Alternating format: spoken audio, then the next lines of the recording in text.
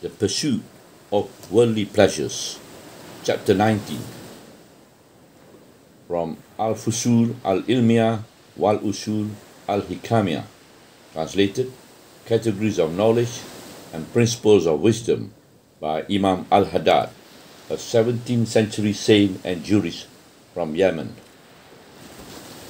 The pursuits of worldly pleasures.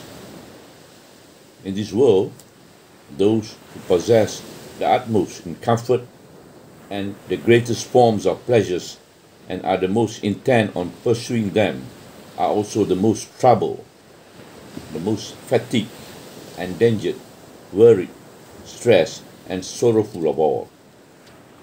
Such is the plight of the kings and the rich. In contrast, those who possess the fewest comfort and pleasures and are the least desirous of them are the least troubled, fatigued, endangered, apprehensive, and aggrieved. Such are the poor and the destitute. The reason behind this is that the delights, comforts, and passions of the world are in their very essence troubling, disturbing, and stressful, since those who jostle, compete, and envy others for them are quite numerous. To pursue, enjoy, protect, and multiply this thing can be extremely exhausting, hazardous, and aggravating. The more one takes from the world and its pleasures, the more one's problems, dangers, worries, and sorrows multiply, while the less one desires and pursues the world's pleasure, the less one's problem become. One can observe how kings and wealthy people are among the most tired, stressed, aggrieved, and endangered of all people. Some of them hazard their very souls and endangers their heart in pursuing their desires and passions or having obtained them in protecting and multiplying them. This is quite evident to any intelligent observer. As for the poor and the indigent, they demand but little of the world and its passions, either by choice, as do the renouncers, or by necessity, like those people who are weak and do not even entertain such ideas, let alone actively pursue them. Both have fewer worries and fewer sorrows. You should know that those who demand from the world the needs of only one day have fewer troubles and worries than those who demand the needs of a week, while those who seek a month's needs have fewer worries than those who seek the needs of a year. Those whose desires are confined to themselves have fewer troubles than those who desire for themselves and for others. As demands grow, so do troubles, worries, and sorrows, as though the pleasures and comforts that man finds in the world lay on one side of the scale and hardship, danger, and grief on the other. They usually balance each other. There are individual differences, and on one side may outweigh the other a little, but not very much. This is what happens to the two different groups in this world. As for the hereafter, it would take too long to discuss or even simply enumerate the well-known hadith and other sayings describing what those who run after pleasures and appetites in this world will undergo. They will be called to account and will be met with chastisement, hardship, and great terror.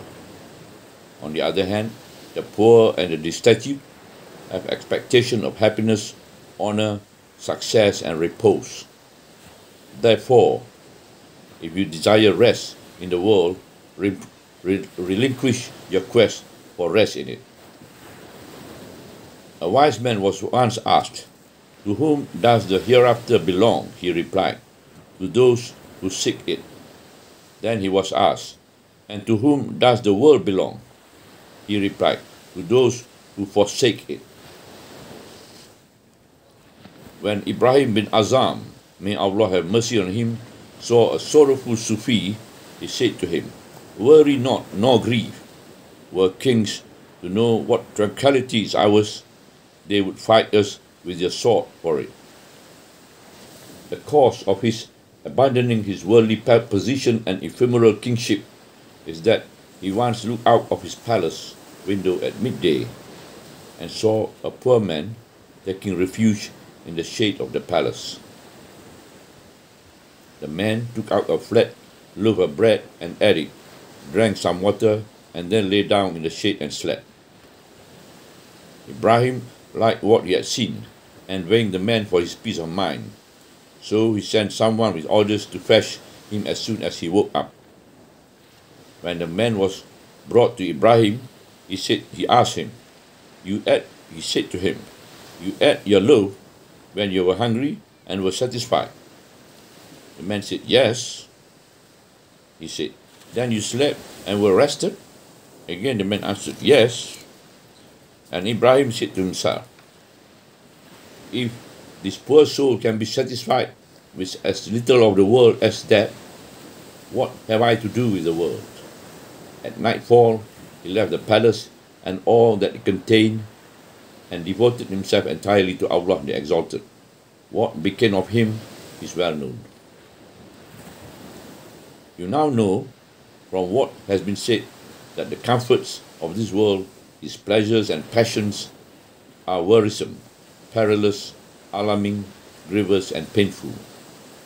Their increase always comes with an increase of these accompanying difficulties and greater vulnerability to them.